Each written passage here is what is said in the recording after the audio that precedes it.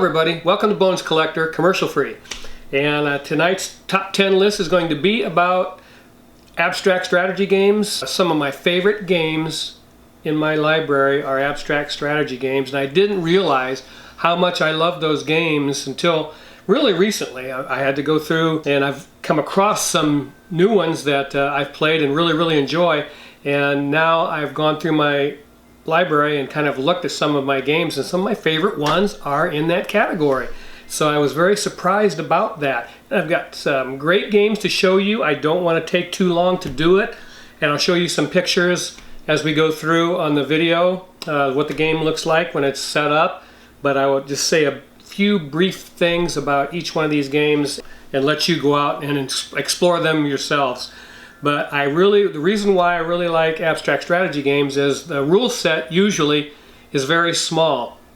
So the learning curve is virtually non-existent, and there's usually a theme pasted on them, but it's generally just moving some pieces around, and that's a lot of fun for us. So I'm going to get to it right now. And I got a couple of honorable mentions that didn't make a top 10, but they're in my library, and I really enjoy having those in my library. The first one I want to talk about is Pocket Hive. This is the pocket version, which travels so well. You get this bag and all these little tiles. They have different insects on them, spiders and grasshopper, a beetle. There's a whole bunch more in here. And the object is to surround your opponent's queen. It's a two-player only game. Lori and I take it when we travel, and we like to play it on the airplane tray that folds down in the back of the seat. We play it in the airport, and we love to take it with us. It doesn't take up very much room at all, and we really enjoy that about this game. And the strategy is great. Each insect has a different move, so surrounding that queen can be quite tactical, and it's a lot of fun. So that's Pocket Hive. This game I've had for about 20 years, Goblet. I really still love it. You take the lid off like that, it's got the board on the back, and you're going to be doing exactly that. You have two colors of all these things that fit inside of each other. First one that can place 4 in a row wins the game. And you can do that by gobbling up the other players. If they're sitting there, you can put that cup over top of that, gobble it right up, and that's why they call it Goblet. So we've had this game forever. I just can't get rid of it because I really enjoy playing it still after all these years. Very simple, again, very simple rule set, and it's nice chunky pieces, a nice wooden box. I think this is still available on Amazon, so that's pretty cool. And that's Goblet. Another honorable mention is Pentago. I don't know how many of you have played this little game. There's no theme in this game. It's just marbles. It's just marbles. It's a two-player only game, and you simply put a marble on the board, and you have to spin one of the quadrants. You put down your marble and spin one of those. You don't have to spin the one you put the marble on, but you got to spin one of them, and it really hurts your head trying to figure out how you're going to get 5 in a row with those things spinning. And we play it, and I really like it. Like I say, it can get to you because you're thinking so hard trying to figure out where to put a marble so that when you spin that particular quadrant, it's going to benefit you in some way. But it's really a great game. We have a lot of fun playing it. Again, no theme. It doesn't matter. It's a blast, and we really love it. That's Pentago. When I got home, there was a game waiting on me that I've been looking at and decided to go ahead and acquire the game, and it's called Battleship. Battleship is an abstract strategy game. That's why it's in this video. After playing it maybe 10 times in a row, after playing it that many times, I wanted to go ahead and add this to the video because I really like it. These are the rules, and you have to love this. It's so cool to have a game like that, which very simple rules, but it's it's pretty tricky to play. And I really like this game. Gosh, I don't think it would bump anything out of my top 10, but who knows? Now to the top 10. Okay, number 10. I did a video on this not too long ago. Aqualin. It's a 2020 game, just came out. It's a two-player only game from Cosmos.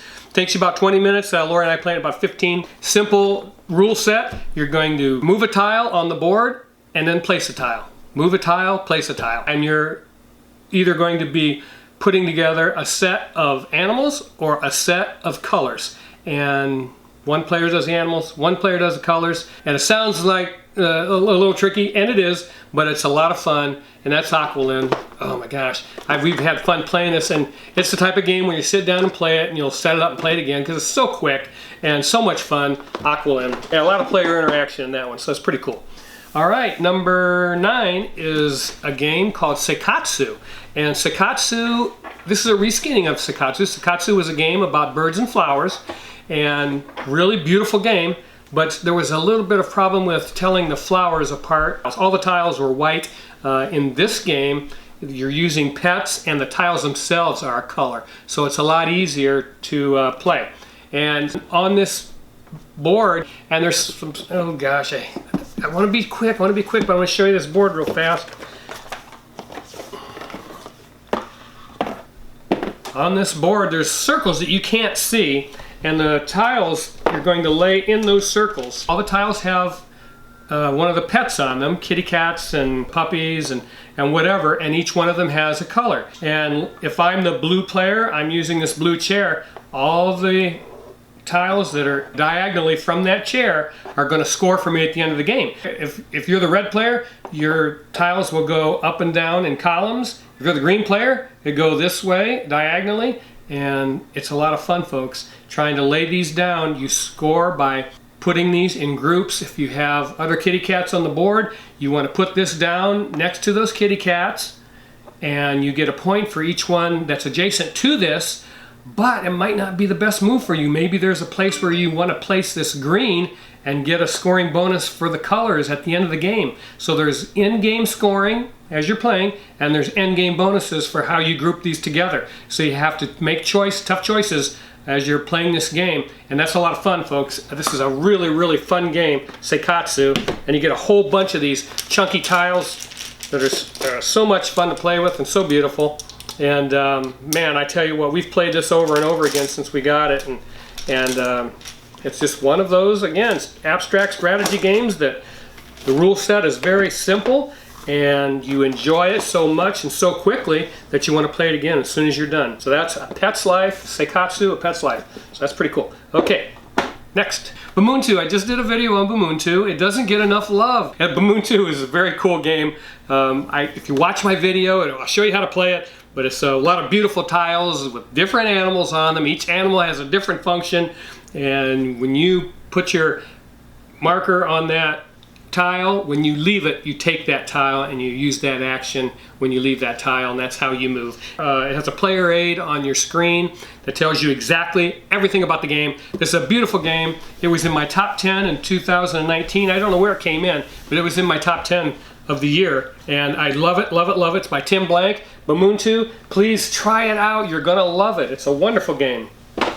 Number 7, Azul Summer Pavilion. I don't know if you've played Azul. Azul's like one of the, it was the hottest game on the planet last year, year before, 2018. I think it was 2018. You score as you go, and then there's end games bonus scoring also. So that's Azul Summer Pavilion. I really like this game. It's a little harder than the rest of these, a little more involved with the rules, but it's still a very, very fun game. And I think I'm talking about, it's probably 45-minute game, so that's not bad. Okay, from AEG, Tiny Towns by Peter McPherson.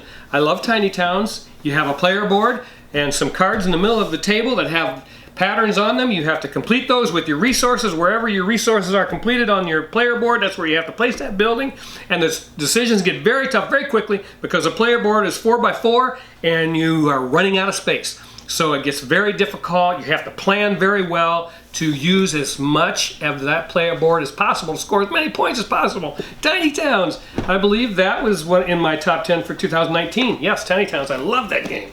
Yay! Now we're getting down to Sagrada, number 5. Sagrada is you're putting together a stained glass window with dice. So you're drafting dice off the middle of the table, and you have to make some tough decisions in this game. You have some cards out front that are going to give you bonuses for things that you do. So that adds to the depth of the game, and it can be very tricky because most of the time you can't put the same color dice next to each other, but you're trying to match the numbers or get different numbers, or it's very difficult to do all of that, and it's easy to make a mistake in this game, so you got to really pay attention. But it's very popular and for a reason, because it's a lot of fun, very quick, and let's see, 1 to 4 players, 30 to 45 minutes. All these games play under an hour, and that's a beautiful thing. most of the time for us. We just really, really love doing that. Mandala was in my top 10 for 2019. It's a 2-player only game. From Lookout Games, it's cards, and one of the beautiful things about this game that I love more than anything is this cloth board. Man, I love this thing. I wish more games would do that, because you can fold it up and put it in that little box. I love it. It's a linen board. And in Mandala, you have cards that you're going to play in the middle, and you're going to eventually move those cards from Mandala down here into these squares, numbered 1 through 6, and you get points for them depending on where they are on the towel, where they are on the board. And then you have to make sure you move those cards into this square to score. You have to have at least one of those cards of whatever design you have on here in this square by the end of the game in order to score those. So that's a very, very fun game. It was probably one of the best games to come out. I forget where I had it in my 2019 list, but it was one of the best games to come out last year, and it's a classic already. Mandala, a lot of fun to play over and over and over and over again. Mandala. Here's Kamisado, and the lid's on crooked. We always do that at my house. We put the lid on crooked, and oh, there we go. Okay. So Kamisado, and this comes in 2 versions. This is Kamisado, this is the first one that came out, and there's Kamisado Max. Kamisado Max, I think, has 2 more rows, so they must have 2 more colors, I would guess. But here's what you're dealing with in Kamisado, real quick like a bunny rabbit. I'm going to show you on the board here. This is your player board, and you have these beautiful pieces that you're going to put on the player board. And you put the red on the red, you put the yellow on the yellow, and so forth, orange on the orange. And when you move, you're going to move this orange piece, and you might move up here to this green square. Now your opponent has to move his green piece. So he has to move that green piece someplace on the board. And then wherever he lands, maybe he lands on brown, you're going to have to move your brown piece. So you're dictating what your opponent's going to do. And so you're kind of orchestrating their movement to benefit you, and that's a cool thing because you have to think a lot ahead as what's happening on the board, and then you can trap them also to where they can't move, and then you get an extra turn, which is very cool, and hopefully it's the one that wins the game. That's Kamisado. I love this game. We haven't had it for very long. I got it off of eBay, I think, because I couldn't find it at a reasonable price elsewhere, and I did find this one. It's in beautiful condition. It's a wonderful game, and I'm in love with it already. Kamisado. Check it out, guys. You're going to love it. Put that over there. Number 2 is Reef. This game just doesn't get enough love either. It's a wonderful, wonderful game, and it should, in my opinion, you know, for what it's worth, it should have won the Spiel des Jahres. It's a better game than Azul. And I tell you, here's why. Because you have a hand of cards that's hidden from everybody's. You're trying to build a coral reef out of these big plastic pieces on your player board by using cards. You can do 2 things with them. The cards have, at the top, they have the color of the coral that you may select. If you play that card, you can play that card and select that coral, or you can play the card and get points for the design that's on the bottom. So there's 2 ways to use that card. And then there's a deck of cards in the middle with 3 turned up as a market. The decisions get very, very difficult in this game, and it's a beautiful thing, man. I love this game. We play it as much as we possibly can, and every time I play it, I fall more in love with it. It's a real thinky one. But again, I enjoy it, and we enjoy it because it's quick, and the rule set is very simple, and you're going to love it. If you haven't played Reef, you need to. It's a beautiful game. Number 1 is Calico. It's my number 1 abstract strategy game, and I have not had this game very long. We kickstarted it, so we have it a little bit ahead of the market. So this is going to go on sale October 1st. Folks, you got to get this game. I'm telling you. It would be very difficult for any other game to displace this for number 1 for 2020 for me. This game is so much fun.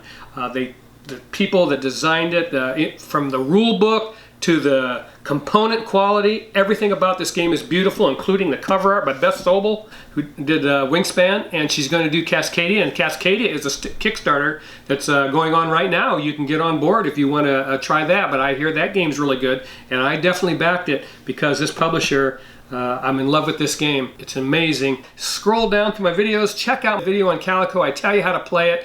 This is, again, it's my front runner right now for the best game of 2020. It's a wonderful game. It plays very quickly. You'll play it over and over again. The more you play it, the more you want to play it. And that, ladies and gentlemen, is what makes a great board game. That is what is in this game that isn't in a lot of games, and that's fun. And this is a fun game because we play these over and over again, and there's so much depth and complexity in some of them. Check them out if you haven't played them. Please subscribe. Please hit the like button, and I'll see you next time on The Bones Collector. I love every one of you, and make sure you keep on playing board games because it's the best hobby on the planet. I'm telling you. See you later, you guys. I love you. Bye-bye.